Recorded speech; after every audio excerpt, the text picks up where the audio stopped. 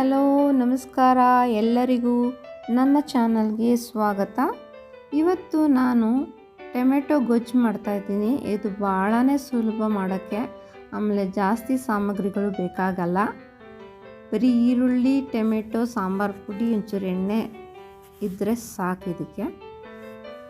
ಇದಕ್ಕೆ ನಾನು ಈರುಳ್ಳಿನ ಮತ್ತು ಟೊಮೆಟೊನ ಸಣ್ಣದಾಗಿ ಹೆಚ್ಕೊಂಡು ಇದು ಒಂದು ಪ್ಯಾನ್ ತೊಗೊಂಡು ಅದಕ್ಕೆ ಆಲಿವ್ ಆಯಿಲ್ ಹಾಕ್ಕೊಂಡಿದ್ದೀನಿ ನಾನು. ನೀವು ಕೋಲ್ಡ್ ಪ್ರೆಸ್ ಆಯಿಲ್ ಹಾಕೋಬೋದು, ಯಾಕಂತಂದರೆ ಈ ಪ್ಯಾಕೆಟ್ ಆಯಿಲೆಲ್ಲ ತುಂಬ ಪ್ರೋಸೆಸ್ ಮಾಡಿರ್ತಾರೆ, ದೇಹಕ್ಕೆ ಒಳ್ಳೆಯದಲ್ಲ ಅಂತ ಹೇಳ್ತಾರೆ. ಹಾಗಾಗಿ ಇಲ್ಲಿ ನಾನು 4 ಟೇಬಲ್ ಸ್ಪೂನ್ ಎಣ್ಣೆ ತೊಗೊಂಡಿದ್ದೀನಿ. ಎಣ್ಣೆ ಕಾದ ಮೇಲೆ ಇದಕ್ಕೆ ಈರುಳ್ಳಿ ಹಾಕ್ಕೊಳ್ತೀನಿ. ಈರುಳ್ಳಿ ಜೊತೆ ಕರ್ಬೇವಿನ ಸೊಪ್ಪು ಹಾಕ್ಕೊಂಡಿದ್ದೀನಿ, ಅಂದರೆ ನಮ್ಮ ಮನೇಲಿ ಬೆಳೆಯುತ್ತೆ, ಅದಕ್ಕೆ ಅದು ಚೆನ್ನಾಗಿ ಒಳ್ಳೆ ಫ್ಲೇವರ್ ಕೊಡುತ್ತೆ, ನನಗೆ ಇಷ್ಟ ಅಂತ ಹಾಕ್ಕೊಂಡಿದ್ದೀನಿ. ಚೆನ್ನಾಗಿ ಬಾಡಿಸ್ಕೋಬೇಕು ಈರುಳ್ಳಿನ.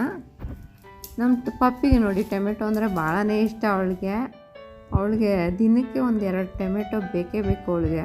ಅದೊಂಥರ ಜ್ಯೂಸಿಯಾಗಿರುತ್ತೆ ಅನಿಸುತ್ತೆ ಅವಳಿಗೆ, ತುಂಬ ಇಷ್ಟ. ಬಂದು ಕೇಳಿ ಈಸ್ಕೊಂಡು ತಿಂತಾಳೆ. ಅವಳ ಫ್ರೆಂಡ್ ಇದ್ದಾಳೆ ನೋಡಿ, ಪಿಕಲ್ ಟಾಪ್ಸಿ, ಅವಳ ಜೊತೆ ಹಂಚ್ಕೊಂಡು. ಇವಾಗ ಈರುಳ್ಳಿನ ಚೆನ್ನಾಗಿ ಬೇಯಿಸ್ಕೊಂಡ್ಮೇಲೆ ಇದಕ್ಕೆ ಟೊಮೆಟೊ ಹಾಕ್ಕೊಂಡು ಅದನ್ನು ಚೆನ್ನಾಗಿ ಬಾಡಿಸ್ಕೋಬೇಕು. ಅದು ಬಾಡಿಸ್ಕೊಂಡ್ಮೇಲೆ ಅದಕ್ಕೆ ಒಂಚೂರು ಉಪ್ಪು, ಸಾಂಬಾರು ಪುಡಿ ಒಂದು 3 ಟೇಬಲ್ ಸ್ಪೂನ್ ಹಾಕ್ಕೊಳ್ತಾ ಇದ್ದೀನಿ ನಾನು ಸಾಂಬಾರು ಪುಡಿ. ಒಂದು ಸಾಂಬಾರು ಪುಡಿ ಇಲ್ಲೊಂದು ಫ್ಯಾಕ್ಟ್ರಿ ಇದೆ, ನಾಗರಬಾವಿಲಿರೋದು, ನಾನು ಹತ್ರ ಇರೋದು.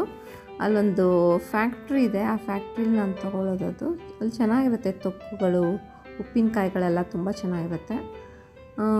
ಸಾಂಬಾರು ಪುಡಿ ಹಾಕ್ಕೊಂಡು ಚೆನ್ನಾಗಿ ಬಾಡಿಸ್ಕೊಂಡು ಒಂಚೂರು ನೀರು ಹಾಕಿಬಿಟ್ಟು ಇದನ್ನು ಮುಚ್ಚಿ ಬೇಯಿಸ್ಕೊಳ್ಳೋದು. ಈ ಟೊಮೆಟೊ ತುಂಬ ಒಳ್ಳೆಯದು.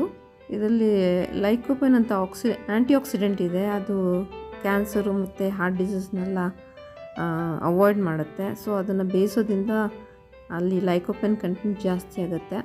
ಈ ಬೆಂದ ನಂತರ ಇದು ಒಂದು ಮ್ಯಾಶರ್ ತೊಗೊಂಡು ಚೆನ್ನಾಗಿ ಮಸಿಬೇಕು.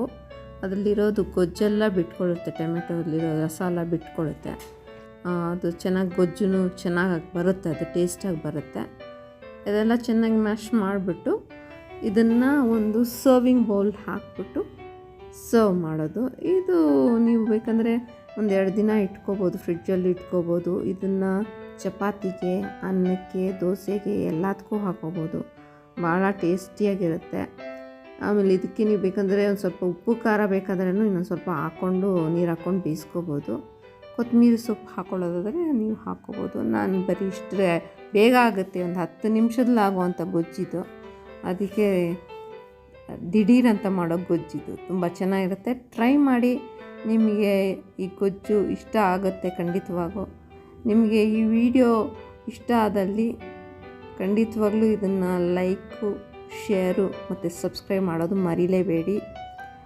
ಈ ವಿಡಿಯೋ ನೋಡೋಕ್ಕೆ ಧನ್ಯವಾದಗಳು. Thank you so much for watching. You all have a good day. Thank you.